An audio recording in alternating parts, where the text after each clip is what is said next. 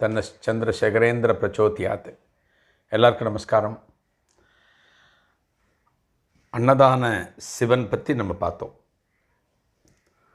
அன்னதானம்ங்கிறது எந்த அளவுக்கு வசந்த விஷயம்.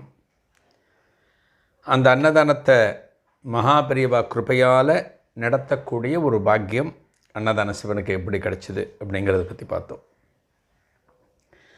மகாபெரிவா அன்னதானத்திற்கு ரொம்ப முக்கியத்துவம் கொடுப்பார்.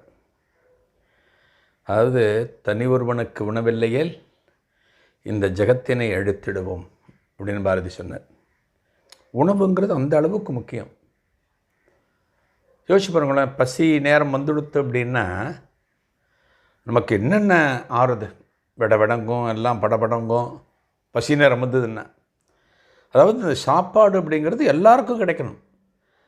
அந்த சாப்பாடு கிடைக்கிற